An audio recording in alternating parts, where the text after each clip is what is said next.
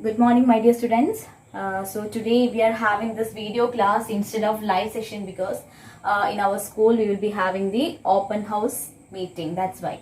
Okay. So today we can continue the chapter cell structure and functions, and we were already started this chapter in our previous class, and we have covered certain topics like what is cell, then who discovered cell, then the history behind this discovery, then the microscope, the device that is used to observe the cells, that is a microscope. Different types of microscopes are there. Then what is staining, and also the unicellular organism, the difference between unicellular organisms and multicellular organisms, right?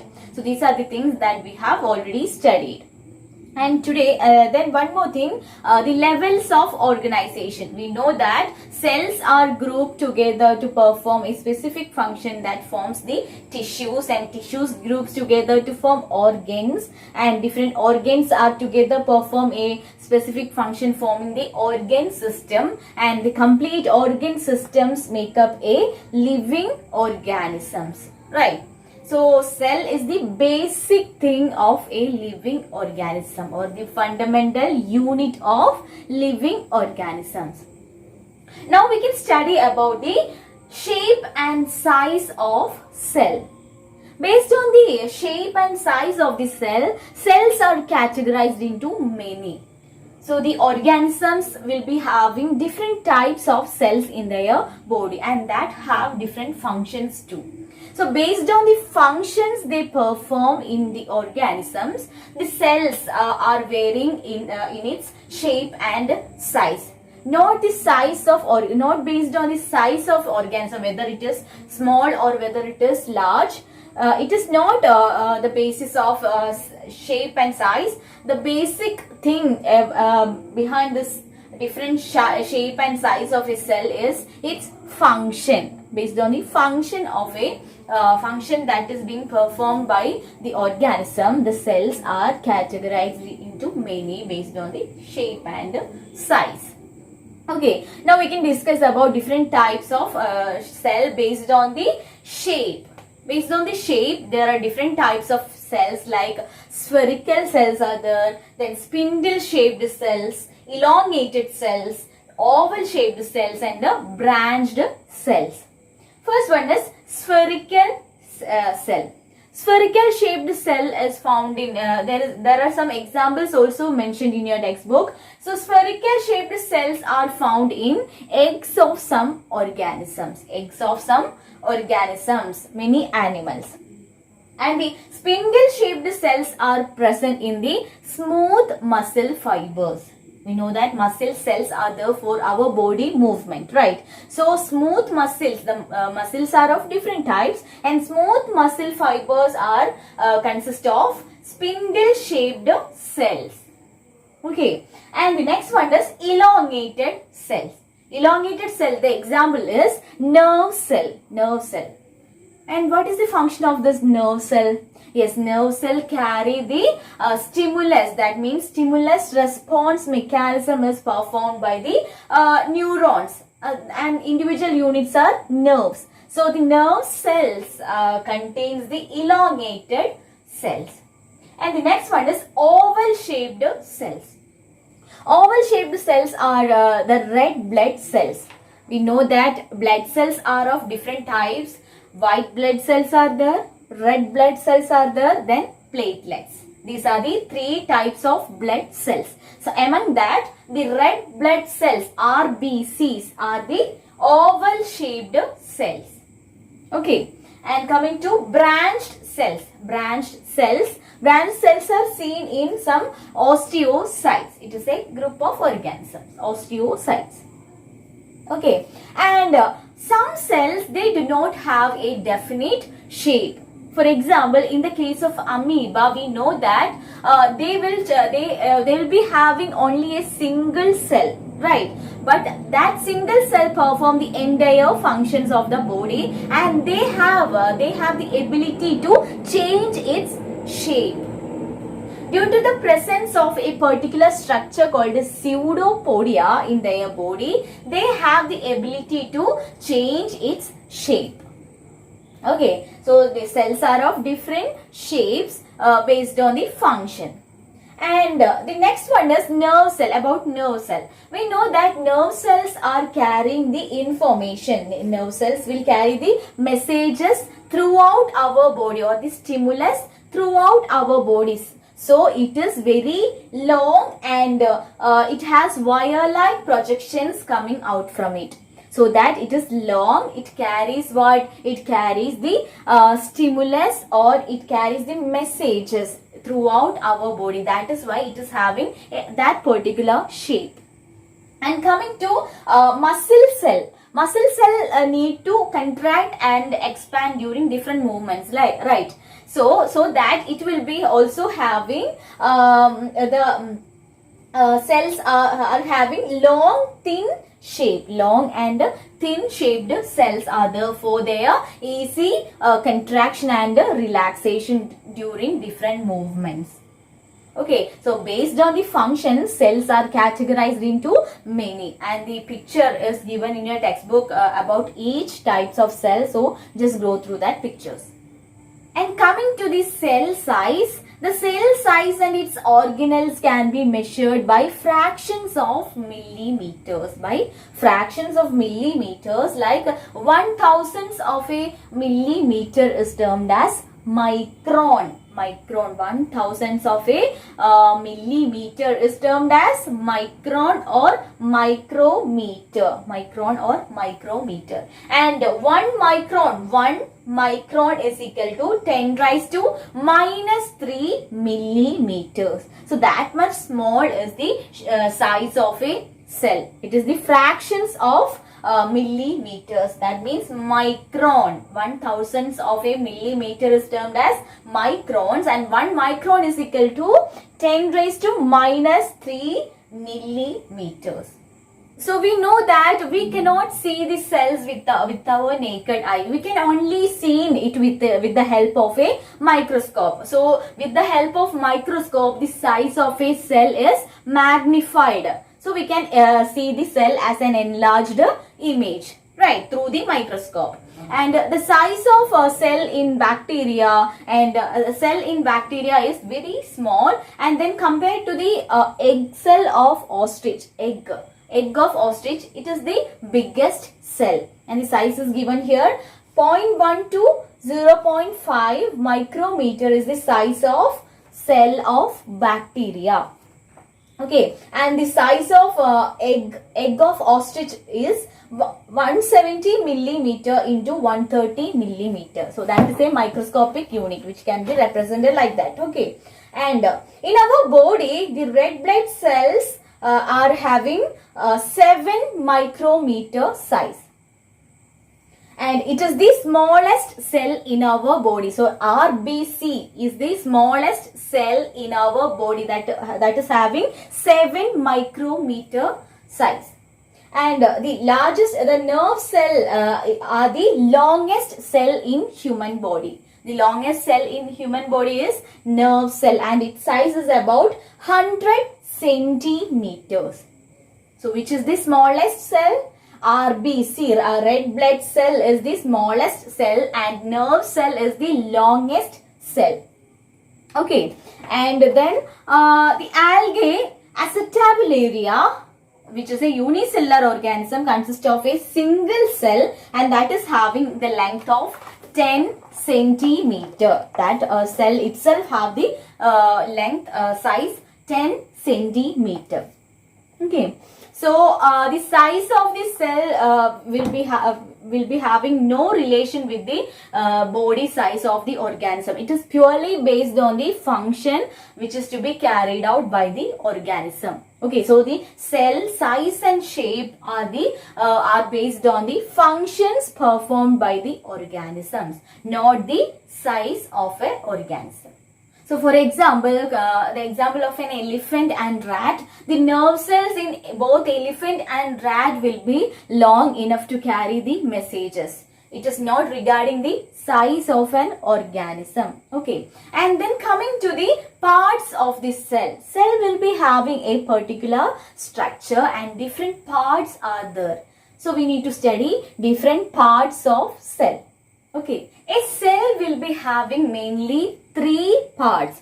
3 parts are there for a cell cell membrane, then cytoplasm and nucleus. A cell membrane, cytoplasm and nucleus are the 3 basic parts of a cell.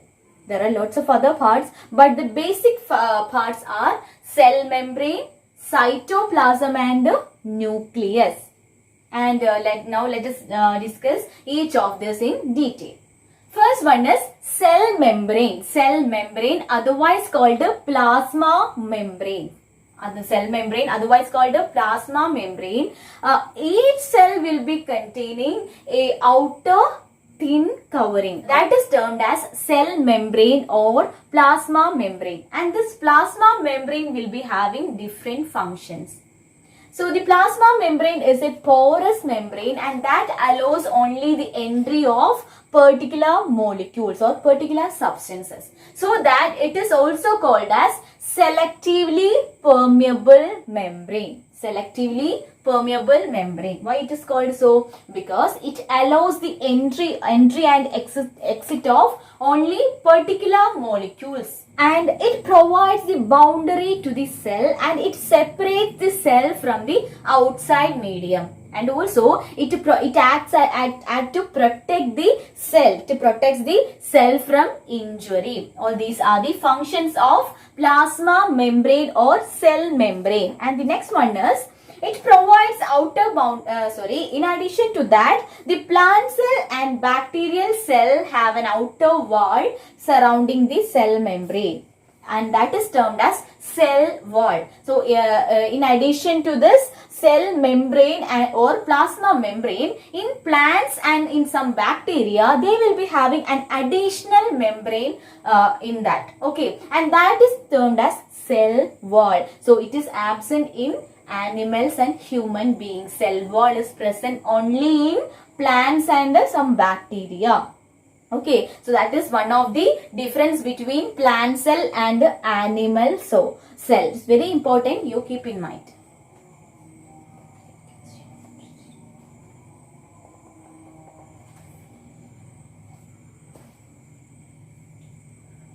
And this cell wall in plants, it gives rigidity and protection against the different environmental condition and it gives shape to the cell. So the cell wall in plants, it gives the rigidity and shape of a cell and also it provides protection against the temperature variation, high wind speed and atmospheric moisture.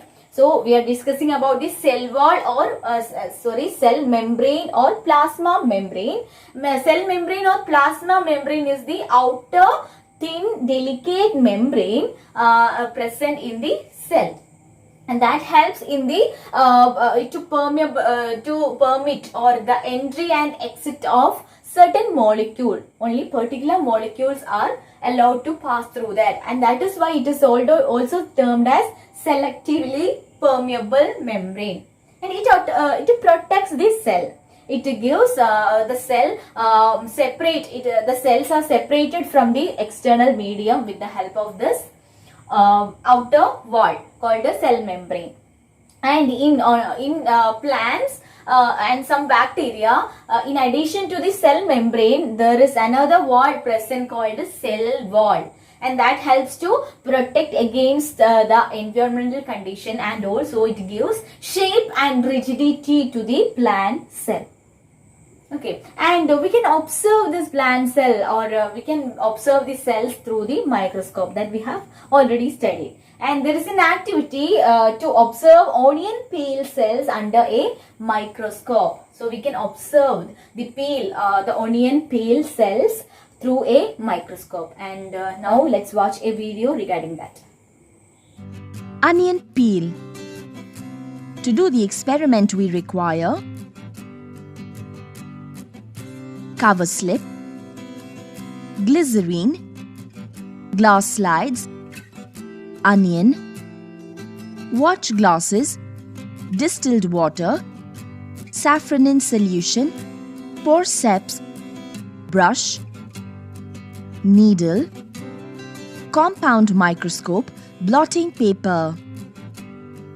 Procedure: take some distilled water using a dropper and put it in a watch glass.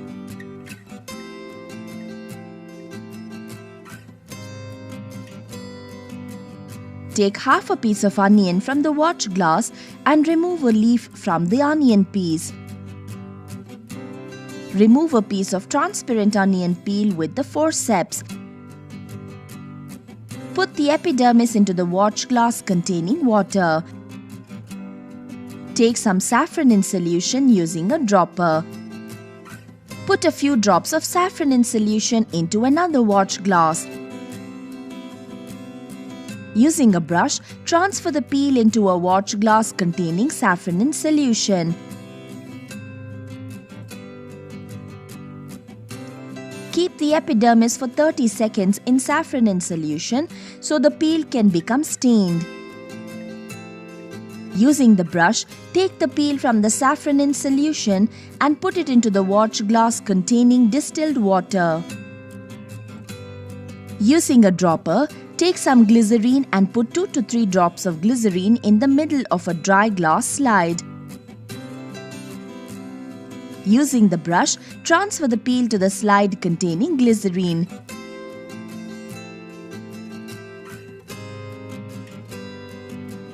Take a cover slip and place it gently on the peel with the help of a needle. Remove the extra glycerine using a blotting paper.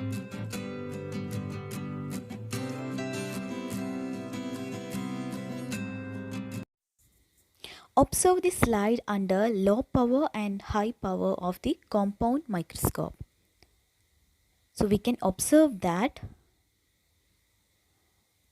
a number of cells lie side by side. Each cell has a distinct cell wall. A prominent nucleus is present in the cell, and a large empty space exists within the cell, and this space is called vacuole.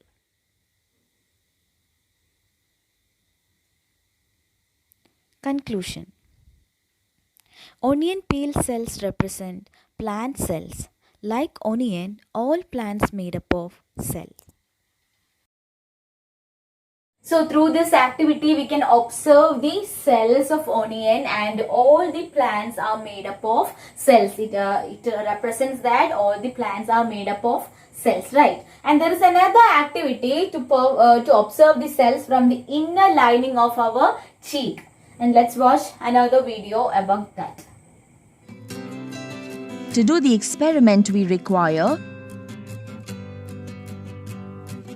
toothpick, cover slip, methylene blue solution, glycerine, glass slide, distilled water, brush, needle, compound microscope, filter paper. Procedure: take some distilled water using a dropper and put it in the middle of the glass slide. Take a clean toothpick and gently scrape the inner side of the cheek. Rub the scrap on the glass slide that contains water. Mix the mixture using a needle and spread it. Take methylene blue solution using a dropper and add a few drops to the mixture on the slide. After 2 to 3 minutes, remove excess water and stain using a blotting paper.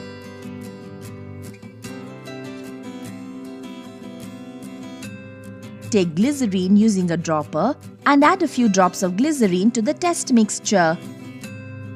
Take a clean cover slip and lower it carefully on the mixture by using a needle. Using a brush and needle, press the cover slip gently to spread the epithelial cells. Remove extra liquid around the cover slip using a blotting paper.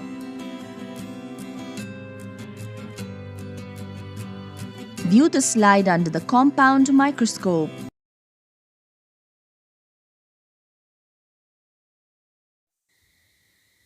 We can observe flat and irregular shaped cells having a thin cell membrane.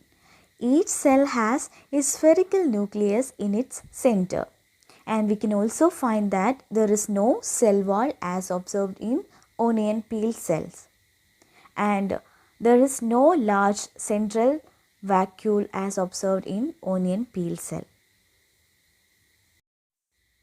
Cheek cells represent animal cells. Animal cell is different from plant cell in some structures. And coming to the next important part of cell, which is cytoplasm. Cytoplasm. Cytoplasm is a thick jelly-like fluid which is present inside the cell, bounded by the cell membrane. So inside the cell membrane there is a thick jelly-like fluid present, and that is termed as cytoplasm. So cytoplasm is seen between the cell membrane and the nucleus. I will draw a rough figure here. Consider this is as a cell. Okay. So a cell membrane like this. Cell membrane thick, a delicate wall will be there. A delicate wall. This is cell membrane. And inside that there is a nucleus. Consider this is a nucleus. So in between these two, in between the cell membrane and between the nucleus, there is a jelly-like fluid which is present, and that is termed as cytoplasm. Okay, cytoplasm, and this is cell membrane or plasma membrane. Then this is nucleus.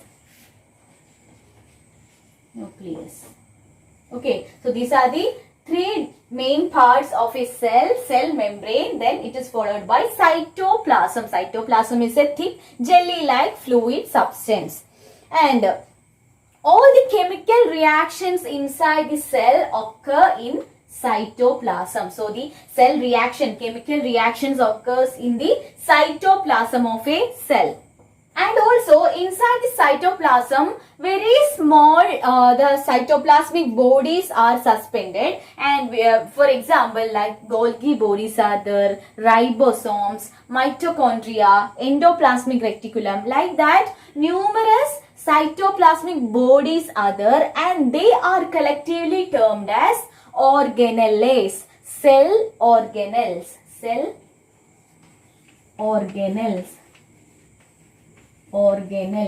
Okay, so what is cell organelle? Suspending in the cytoplasm, there are small cytoplasmic bodies are seen, and they are called as cell organelles. So examples are Golgi bodies, mitochondria, endoplasmic reticulum, etc., ribosomes, etc. Okay, so that's about cytoplasm. And then coming to nucleus, the most important component of a cell, most important thing in a cell is nucleus. And it is very large and spherical in shape.